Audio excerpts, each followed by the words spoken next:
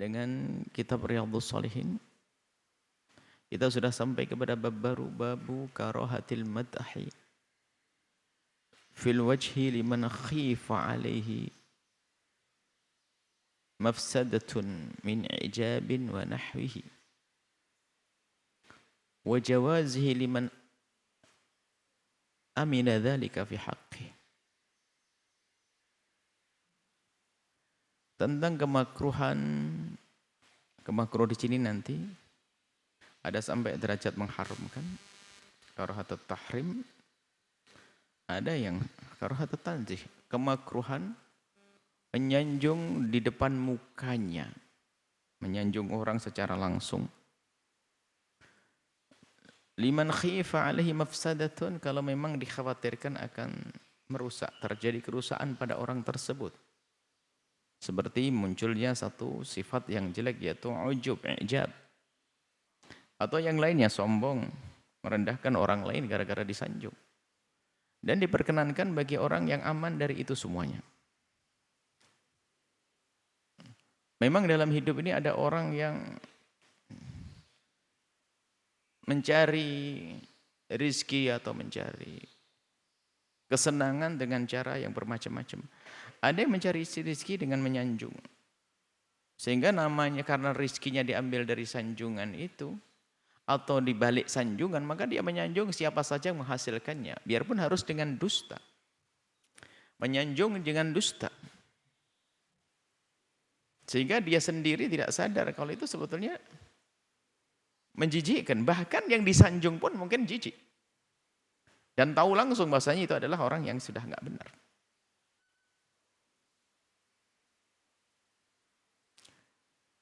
Nah ini. Maka jangan menyanjung orang kecuali memang betul-betul dia itu aman. Karena disanjung ini aman daripada sifat ujub, sifat sombong. Tapi kalau nanti khawatir akan masuk sifat sombong, sifat ujub, ya jangan disanjung. Kalau membicarakan kebaikan seseorang di tempat yang lain, tidak di hadapan mukanya, ya itu sah-sah saja agar orang mencontoh kebaikannya. Agar kita saling menanamkan cinta, agar saling tumbuh cinta, boleh-boleh saja. Tapi jadi masalah adalah menyanjung di depan mukanya. An Abi Musa al-Asy'ari, dari Imam Abi Musa al-Asy'ari radhiyallahu ta'ala anhu, qala, beliau berkata, sami'an nabiyyu rajulan, Nabi mendengar seorang laki-laki.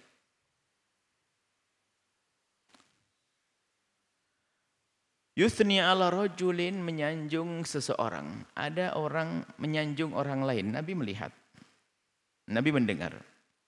Wa yutrihi atau yutri itra'an. Yutrihi berlebihan, itra'. Berlebihan ini maknanya adalah menyanjung sesuatu yang tidak ada padanya. Kalau itra'. Berarti kalau itra' itu yang salah jelas pertama adalah yang menyanjung, dia bohong. Ada yang tidak itra' tapi diharamkan, nanti ada riwayat. Yaitu yang menjadikan orang yang disanjung menjadi terlena, lalu dia menjadi orang yang ujub, sombong dan bangga dengan amalnya. Di saat Nabi mendengar orang menyanjung dengan berlebihan semacam itu, faqala, Nabi bersabda, ahlaktum, kau telah menghancurkannya. Jadi menyanjung ternyata malah menghancurkannya, menjadikan dia sombong. Au qata'tum dhuhra rajulin, au qata'tum dhuhra rajuli, kau telah patahkan leher. Leher itu adalah tegaknya, tegak itu istiqomah, tegak kebaikan. Maksudnya apa? Kau telah hancurkan dia, kau telah meracuni dia. Muttafaqun alaih, hadis diriwayatkan oleh Bukhari dan Muslim. Al-itra'u al-mubalaghatu fil madhi, berlebihan di dalam menyanjung. Berlebihan dalam menyanjung. Kalau pada zaman terdahulu yang sering terjadi adalah orang yang mencari makan di balik sanjungan para raja, para menteri. Dia menyanjung-nyanjung raja biar dapat hadiah, menyanjung menteri dapat hadiah. Dusta, menyanjung dengan dusta. Sehingga jika didengar orang tertipu juga, jadi dosanya double 3. Dia berdusta, sang wazir atau rajanya yang disanjung pun terlena jadi salah, orang lain tertipu. Karena sanjungannya. Dan kita juga pernah melihat, semoga Allah menjauhkan kita dari hal-hal seperti menjilatlah, bahasa lain sederhana. Bahasa kita adalah menjilat. Suatu ketika ada satu orang duduk. Ada duduk di situ orang pejabat pemerintah, wali kota lah, atau bupati. Saya teringat wali kota bupati. Saya tidak mengerti siapa orang ini, adalah seorang yang digelari ustadz. Tiba-tiba berkata di depan jamaahnya, ketahuilah jamaah ini adalah Umar bin Khattab zaman ini. Allah serem banget sih. Wali kotanya di mana Umar bin Khattab zaman ini. Sampai wali kota ini di tempat tersebut itu disanjung begitu, ada kita itu malu dia. Jadi sampai yang disanjung sendiri malu. Maksudnya ada orang berlebihan semacam itu, hanya pengen dibangun apa dikasih apa, naudzubillah. Enggak perlu semacam itu. Jadi yang disanjung sendiri masalah sedih. Dia menampakkan wajahnya tidak senang di hadapan dia ngomong dengan itu. Jadi memang khianat seperti itu orang semacam itu, menjilat. Berlebihan menyanjungnya, apa maksudnya? Ada di balik itu yang di balik itu dunia yang dicari. Atau ingin dekat dengan pejabat untuk mendapatkan keuntungan dunia, naudzubillah. Dia sendiri sebelum yang disanjung, dia yang terjerumus, dia rusak. Nah ini, hati-hati dalam menyanjung. Termasuk kalau kita menyanjung seseorang siapa saja. Guru menyanjung santri, guru menyanjung siswa, itu pun harus harus kita waspadai tentang sifatnya, dan satu sisi memberi motivasi kepada yang lainnya agar serius, yang lainnya bisa meniru, akan tapi menjadi sebab kebaikan tidak bagi anak tersebut. Paling tidak harus beri nasihat lah, supaya tidak terlena dengan itu semuanya. Karena bisa saja tertanam kesombongan di dalam hatinya, ujub, bahwasanya dia yang paling hebat.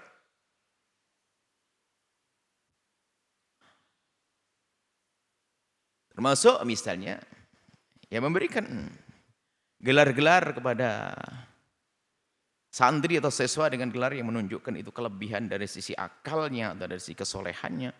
Itu pun harus waspada seorang ustadz.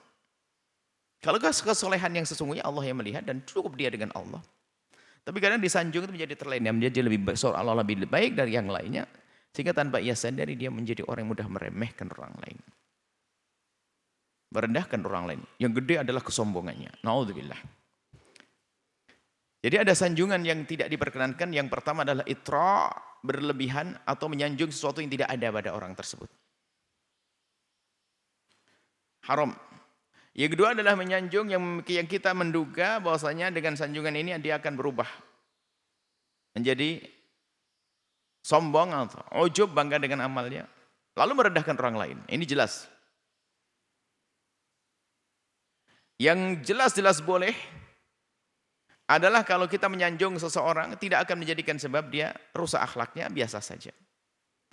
Bahkan menjadi dianjurkan kalau memang, yang terakhir yang 4 ini, yang menjadi dianjurkan kalau memang akan menjadi dia semakin bersemangat di dalam melakukan kebaikan tersebut. Atau menjadi sebab ditiru oleh orang lain dan dia juga selamat. Kita sanjung ini Masya Allah begini. Dan memang larangan untuk menyanjung ini banyak riwayat-riwayat. Tapi di sana Nabi pernah juga menyanjung, nanti akan disebutkan di akhir hadis ini. Insyaallah. Wa an Abi Bakrah, dari Abi Bakrah radhiyallahu ta'ala anhu, dari Sayyidina Abi Bakrah radhiyallahu ta'ala anhu, anna rajulan, ada seorang laki-laki dzikira 'inda Nabi sallallahu alaihi wasallam, disebut di depan baginda Nabi. Fa athna 'alaihi rajulun khairan. Lalu ada laki-laki yang lain menyanjung orang tersebut. Jadi saat ada orang menyanjung orang lain di depan baginda Nabi, Nabi langsung memberikan peringatan, wahai hak, celakalah kau ta'unuqa sahibik, kau telah patahkan leher sahibmu. Jadi membunuh, maksudnya apa? Kau bunuh akhlaknya, kau bunuh perangainya yang baik menjadi jelek gara-gara kau sanjung semacam itu. Yaquluhu miraran, dan Nabi mengulang-ulang yang demikian itu. Artinya betul-betul peringatan menyanjung ini jangan, betul-betul harus waspada. Jangan gampang menyanjung siapapun. Dan ini peringatan bukan saja bagi yang menyanjung, kita pun jika disanjung oleh seseorang hati-hati. Harus paham dong. Sanjungan itu bisa saja menjerumuskan. Bahkan kita harus takut dengan sanjungan itu. Bisa saja terlena dia.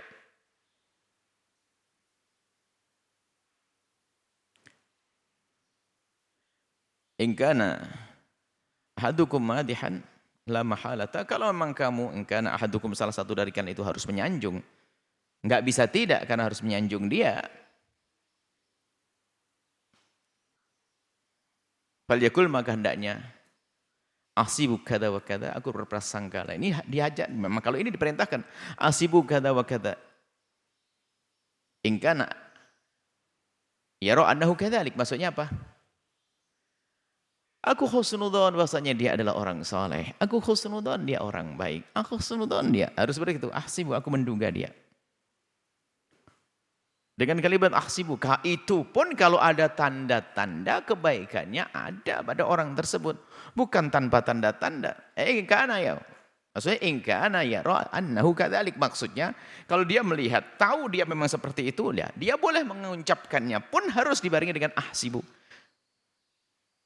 Menduga, berprasangka baik. Kalau ini dianjurkan kita berprasangka baik. Wa hasibuhullah, urusannya nanti kepada Allah. Wala zakka 'alallahi ahadun. Jadi tidak ada yang bisa menyanjung seseorang dengan sesungguhnya kecuali Allah. Artinya apa? Kalaupun kita mengatakan baik kepada seseorang, jika itu di hadapan Allah tidak baik, tidak ada nilainya. Jadi nilai kebaikan yang sesungguhnya Allah yang tahu. Dan bisa saja orang itu baik di hari ini, besok tidak kok. Makanya jangan memastikan begitu, akan tapi ahsibu. Aku menduga. Atau husnudzan. Husnudzan. Termasuk husnudzan ini sangat dianjurkan dalam segala hal. Husnudzan dia orang soleh, husnudzan dia wali. Husnudzan dia orang yang dicintai oleh Allah. Nah ini, membangun husnudzan boleh. Dan jika itu harus diungkapkan, maka harus dengan waspada lagi. Jadi menyanjung ini babnya beda. Kalau kita ingin mengatakan orang-orang itu baik, itu adalah kita dengan dalam irama husnudon. Tidak ada yang memastikan. Karena yang tahu pungkasannya hanya Allah, pungkasan seseorang husnul khotimah atau su'ul khotimah. Kecuali orang telah meninggal dunia yang sudah disebutkan di dalam hadis atau yang kita sudah tahu di ahli iman, ahli Islam, itu dia orang baik, orang yang selesai. Tapi masalahnya orang yang masih hidup di hadapannya dan dia masih bisa berubah itu. Yang dipermasalahkan adalah kita menyanjung orang yang masih hidup, yang ada di hadapan kita. Yang bisa saja karena sanjungan kita dia berubah. Ada pun orang yang meninggal dunia justru yang diajarkan oleh Rasulullah, kita harus menyebut mahasin, kebaikan. Mautakum, orang yang telah meninggal dari kalian, sebut kebaikannya. Jangan sekali-kali menyebut kejelekannya. Mungkin Anda berkata, waduh nggak ada kebaikannya. Nggak ada, nggak mungkin. Selagi orang beriman, sebanyak apapun kejelekannya tentu ada kebaikan yang masih Allah titipkan, Allah berikan kepadanya. Maka jika orang itu setelah meninggal dunia, jangan menyebut tentang kejelekannya, sebutlah kebaikannya. Kecuali jika kejelekan berkenaan tentang urusan akidah, keyakinan, mungkin dia seorang tokoh yang sesat, itu boleh. Tapi kalau masalah akhlak pribadi nggak boleh.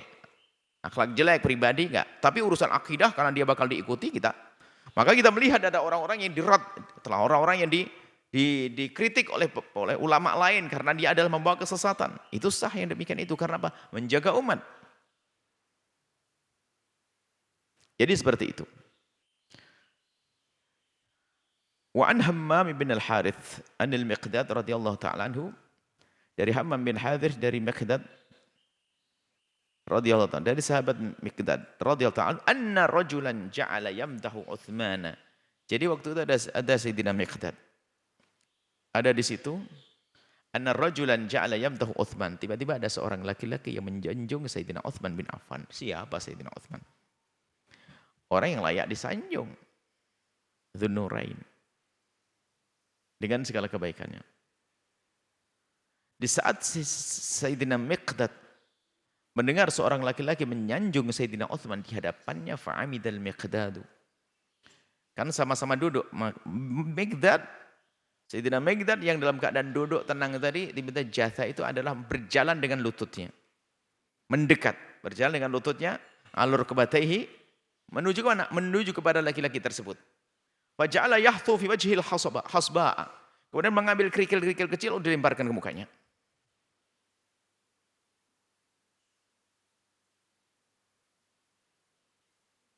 Faqala lahu Utsman, Sayyidina Utsman kaget. Lah apa-apaan ini? Ma sya'nuk, kenapa ya Miqdad? Apa yang kau lakukan? Faqala Sayyidina Miqdad menjawab, Inna Rasulullah sallallahu alaihi wasallam qala, sesungguhnya baginda Nabi Muhammad sallallahu alaihi wasallam qala bersabda, idza ra'aitumul mattahin, kalau engkau melihat orang yang hobinya menyanjung kayak begitu, fakhthu fi wujuhimut turaba, maka taburkan di mukanya debu, lempar mukanya debu. Rawahu Muslim, hadis riwayat Imam Muslim. Nah, dari riwayat ini betul-betul seolah-olah ini benar-benar larangan untuk menyanjung.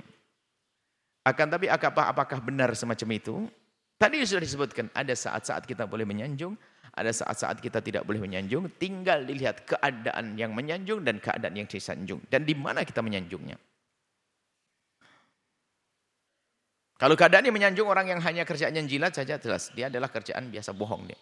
Atau yang disanjung adalah orang yang tidak kuat jiwanya sehingga menjadi sombong, nggak boleh juga. Atau di tempat yang menjadikan orang malah, misalnya ya memang ada lagi sesuatu yang tidak di tempat yang tidak layak untuk menyanjung orang tersebut, malah menjadi sebab permusuhan. Bisa jadi, maka kita harus tahu di mana kita menyanjung, kapan menyanjung, dan siapa yang disanjung. Fahadil ahaditsu fin nahi, ini adalah hadis tentang larangan. Tapi di sana ada hadis wajah tentang datang juga fil hadis riwayat fil ibahati, di dalam diperbolehkannya menyanjung ada di situ al ahaditsu. Ahaditsu katsiratun, hadis yang banyak, sahihatun yang benar. Nah, kemudian bagaimana ada hadis yang di situ menunjukkan bahasanya boleh menyanjung, kemudian ada hadis yang di situ tidak boleh menyanjung. Lalu bagaimana? Ulama mengumpulkan, qala ulama, Imam Nawawi menyebutkan. Qala ulama, para ulama menjelaskan wa tariqul jam'i, cara menggabungkan, cara menghubungkan atau mempertemukan bainal ahadithi, di antara hadis yang terlihat bertentangan antara yang melarang menyanjung dan contoh menyanjung dari Nabi. Maka in kana al-mamduhu indahu kamalu imanin, jika orang yang disanjung itu adalah punya kamalul iman, kuat imannya, kesempurnaan dalam iman, wa yakinin, yakin, yakni orang yang kuat imannya, iman kepada Allah, sehingga yang namanya sanjungan tidak akan merubah dirinya, keyakinannya kepada Allah kuat, maksudnya orang yang sudah tingkat keimanannya tinggi dan sudah biasa dengan riyadhatu nafsin, dia punya indahu kamalu imanin wa yakinin wa riyadhati nafsin, dia sudah biasa memerangi hawa nafsu, maksudnya orang yang sudah terdidik. Jadi ini kan, jadi kita tidak boleh nyanjung kecuali tahu betul dong kalau begitu. Gimana kita tahu dia punya kamalul imani? Memang iman adalah di hati, kita tidak boleh tahu. Tapi dari perilakunya, terlihat dia ibadahnya, terlihat dia tentang perilakunya, ucapannya, riyadhatun nafsi. Bagaimana kita mengetahui dia adalah orang yang sudah riyadhatun nafsi? Riyadhatun nafsi yang biasa memerangi hawa nafsunya. Nah, itu kan perlu waktu kita untuk mengetahui keadaan seseorang semacam itu.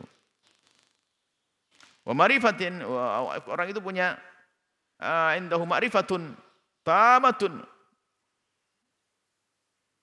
Dia punya ma'rifah, ilmunya cukup dia. Ngerti betul kalau sanjungan ini bisa membahayakan kalau dia salah memahaminya. Dia betul mengerti dia. Dia si sanjung disebut oleh orang sanjung biasa saja. Dan dia nggak akan terlena. Karena apa? Kalau aku terlena aku kepleset ini. Waliyaftatinu, dan dia tidak akan terfitnah. Oh, ini syaratnya orang yang boleh kita sanjung yang seperti ini. Waliyakhtaru bidzalika, dan tidak akan tertipu dengan sanjungan itu. Wala tal'abu bihi nafsuhu, dan hawa nafsunya tidak mempermainkannya. Hawa nafsu mempermainkan, betul. Kau top, kau hebat, kau istimewa, kau jago, kau nomor satu. Kau terus hawa nafsunya membisikkan kepadanya. Kalau seperti itu jangan. Kalau orang yang seperti itu kamalu yaqinin wa imanin, kemudian punya riyadhatun nafsi, kemudian juga dia adalah orang yang punya ilmu yang cukup dan dia tidak akan mudah tergoda, maka boleh, falaysa biharam, maka tidak haram, wala makruhin, bahkan tidak makruh juga. Bahkan bisa saja dianjurkan untuk jadi suri toladan buat yang lainnya. Wa in khifa alaihi, tapi kalau dikhawatirkan atas orang tersebut syai'un min hadhil umuri, hal-hal ini terjadi. Kalau dikhawatirkan hal-hal yang negatif, yang tidak baik, kuriha. Madhuhu, maka dimakruhkan menyanjungnya fi wajhihi, di wajahnya, di mukanya, di hadapannya, karohatan syadidatan, dengan kemakruhan yang sangat, sehingga sebagian mengatakan sampai haram. Jadi sehingga dibeda-bedakan tadi, ada sampai, jadi sebagian sanjungan menjadi haram. Wa ala hadha tafsili, maka dengan rincian inilah tunazzalul ahaditsu akan al-mukhtalifatu fi dzalika, diturunkan atau dia gunakan hadis untuk memahami tentang dzalika, hal tersebut. Maksudnya begini, jadi dengan cara menggabungkan seperti inilah kita mengamalkan hadis ini. Jadi jangan, kalau tidak dengan cara begini bahaya orang. Jangan sampai ada orang mengatakan ayat Al-Quran tidak konsisten atau tidak istiqomah atau pelin-pelan. Oh enggak, ada di sana nasih mansuh, ada itlaq, ada mutlak, kemudian muqayyad ada, kemudian ada takhsis, ada macam-macam. Tapi sebelum itu semuanya adanya, ini namanya al-jam'u baina dalilaini, di antara dalil-dalil dikumpulkan. Makanya kalau orang belajar ilmu syariat itu, kalau langsung kepada sumbernya Al-Quran dan hadis Nabi, kemudian dia tidak mengerti ilmu bagaimana di saat ada riwayat-riwayat yang seolah-olah bertentangan padahal tidak, ada ilmunya. Dia harus mengerti tentang nasih masuk dan yang lain, termasuk ini, i'malud dalila ini. Dua-duanya dipakai, maka dibawa kemana? Dilarang menyanjung kalau memang orang yang disanjung bakal terlena lalu menjadi terjerumus. Itu dilarang. Boleh menyanjung kalau yang disanjung adalah orang aman dan benar cara menyanjungnya. Ini. Wa mimma jaa fil ibahati, adapun riwayat tentang diperkenankannya menyanjung. Qauluhu sallallahu alaihi wasallam, sabda baginda Nabi Muhammad li Abi Bakrin radhiyallahu taala anhu, kepada Sayyidina Abu Bakar. Nah ini contoh sanjungan, Nabi pernah menyanjung. Berarti kita pun juga boleh menyanjung, tapi hati-hati. Rasulullah menyanjung Sayyidina Abu Bakar Siddiq, arju an takuna minhum. Ceritanya Nabi menyebut tentang satu orang yang punya kebaikan-kebaikan, kemudian dia akan masuk surga, itu bebas milih surganya, pintunya. Lalu Nabi menyanjung kepada Sayyidina Abu Bakar Siddiq, arju an takuna minhum. Aku berharap engkau Allah di antara mereka ya Abu Bakar. Dilihat oleh orang sanjungan ini. Minal ladzina yud'auna min jami' abwabil jannati lidukhuliha. Engkau adalah orang yang diseru untuk masuk surga dari pintu manapun. Ini sanjungan, boleh. Dari baginda Nabi sallallahu alaihi wasallam. Wa fil hadits al-akhar, dalam hadis lain. Dan memang ini adalah Nabi berikan contoh, tidak perlulah kita nanti mengatakan, wah ini kan Nabi kan maksum, Nabi ma yantiqu 'anil hawa illa wahyun yuha. Jadi dia menyanjung pun wahyu. Kalau kita kan tetap enggak boleh. Oh enggak. Nabi memberikan contoh, artinya bisa kita menyanjung seseorang, boleh menyanjung seseorang untuk memberikan motivasi bagi yang disanjung atau motivasi bagi yang mendengarnya. Untuk dicontoh. Fil hadits al-akhar, dalam hadis yang lain Nabi pernah menyanjung Sayyidina Abu Bakar juga. Waktu beliau mengeluh, mengadu tentang, Nabi kan pernah mengatakan masalah isbal izar atau musbil izar, atau orang yang memanjangkan bajunya di bawah mata kaki. Sampai Nabi mengatakan wail, celaka, neraka bagi orang yang menurunkan bajunya di bawah mata kaki. Nah ini. Sementara Sayyidina Abu Bakar itu bajunya sampai di bawah mata kaki. Beliau mengatakan, inna thawbi ya Rasulullah, inna thawbi yastarqi ilam u'ahidahu, ilam u'ahidhu. Ya Rasulullah, bajuku itu turun terus, kalau tidak aku pegangi terus begini. Nabi ternyata menjawab, anta lasta minhum. Kamu bukan golongan itu ya Abu Bakar. Sebab yang aku katakan yang menjadi terkutuk tadi yang musbil izarahu, yang menurunkan izarahu itu yang khuyala, yang karena sombong. Kamu tidak sombong. Sehingga di situ para ulama mengatakan bahwasanya menurunkan baju ke bawah mata kaki adalah diharamkan kalau dalam irama kesombongan, action, gaya. Tapi kalau turun biasa tidak ada niat kesombongan adalah makruh. Maka tetap lebih baik diangkat di atas mata kaki. Kalau sudah di atas mata kaki tidak ada khilaf. Cuman di sana ada orang yang keras mengatakan di bawah mata kaki hukumnya haram. Ini bagi pria ya, kalau laki perempuan tidak masuk di sini. Sebagian ada yang mengatakan di bawah mata kaki haram adalah dia melupakan bahwasanya hadis Sayyidina Abu Bakar As-Siddiq ini. Sayyidina Abu Bakar mengatakan, "Astarkhi, turun bajuku di bawah mata kaki." Tapi Nabi tidak mencaci dan mencela. Nabi mengatakan, kalau kamu tidak golongan itu, sebab apa ada? Tidak niatnya sombong, bukan karena kesombongan. Lasta minal ladzina yusbiluna uzurahum khuyala'a. Kamu wahai Abu Bakar bukan tergolong orang yang menurunkan bajunya atau bajunya di bawah mata kaki khuyala'a karena kesombongan. Kamu tidak golongan itu. Jadi yang menjadikan sebab diharamkan karena ada kesombongannya. Waqala sallallahu alaihi wasallam di Umar radhiyallahu ta'ala dan juga Sayyidina Rasulullah pernah menyanjung Sayyidina Umar.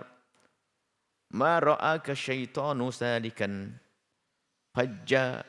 Tidak setan melihatmu menempuh satu jalan. Setan tidak melihatmu menempuh satu jalan. Ila salaka fajjan ghaira fajjika, kecuali setan itu makan melewati jalan selain jalan yang kau lewati. Jadi setan takut dengan Sayyidina Umar bin Khattab. Itu kan sanjungan dari Rasulullah kepada Sayyidina Umar bin Khattab. Wal haditsu fil ibahati katsiratun. Adapun hadis yang memperkenankan sanjungan banyak. Wa qad dzakartu jumlatan fi atrafiha fi kitabil adhkar, dan aku sebutkan sekelumit dari hadis-hadis tersebut dalam kitab Adhkar. Adhkarnya Imam Nawawi punya kitab namanya Adhkar. Yang di situ adalah memang merangkum tentang hadis-hadis yang lebih banyak zikir dan yang harus kita amalkan. Adhkar Imam Nawawi. Nah, di sini kesimpulannya adalah bahwa waspadalah, termasuk guru menyanjung. Maka kalau termaksud itu sudah menjadi tradisi di buah sekolahan harus ada bintang pelajaran dan sebagainya, maka harus didudukkan mereka, dinasihati dan sebagainya. Supaya tidak masuk wilayah kesombongan. Bahkan kadang yang dicari hanya sekedar prestasi itu saja, bukan Allah lagi. Sehingga dia rajin belajar itu bukan karena Allah, dia hanya ingin mempertahankan prestasinya. Sehingga di saat runtuh sedikit, saya turun sedikit, stres dia kayak kiamat. Ini musibah orang semacam itu. Nah, ini adalah karena sanjungan gurunya salah. Maka di sini harus dihadirkan kalau memang kita ingin mengadakan bintang pelajar atau bintang apa, harus dibarengi dengan nasihat-nasihat kepada anak-anak tersebut.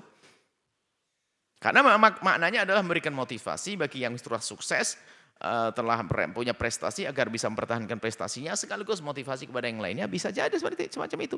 Akan tapi kalau seorang guru terlena, maka akan menjadi seorang anak menjadi anak yang sombong. Sehingga dia menjadi orang yang ingin nomor satu terus. Bukan karena Allah. Kalau dia belajar serius karena Allah, benar ya nggak ada masalah. Jadi yang dibesarkan kesombongannya nanti dengan itu semuanya. Tapi bukan tidak boleh, asalkan tadi kita didik mereka jangan sampai masuk wilayah kesombongan atau masuk wilayah ujub. Nah, dari itu waspadalah. Siapapun dari kita kalau ingin menyanjung. Sehingga ada sebagian orang yang sangat hati-hati menyanjungnya. Kalau menyanjung seseorang bisa saja bermasalah. Tidak perlu menyanjung kalau begitu. Sanjungan menjerumuskan. Kecuali tadi diizinkan adalah kata Imam Nawawi, kalau kita yakin bahasanya dia tidak akan berubah dan dia tetap baik dan ada manfaatnya untuk orang lain, maka sanjunglah. Ini orang yang di hadapan mukanya itu masih hidup dan di depannya kita nyanjung. Tapi kalau orang telah meninggal dunia berbeda, bahkan ada yang namanya manaqib. Manaqib itu kan kisah-kisah baik atau sifat-sifat baik seorang yang telah meninggal dunia, manaqib. Syekh Fulan, manaqib Syekh Fulan, manaqib Syekh Fulan. Manaqib adalah cerita-cerita kemuliaan atau sanjungan-sanjungan yang layak untuk orang-orang telah meninggal dunia dan memang yang berhak untuk disanjung, seperti itu.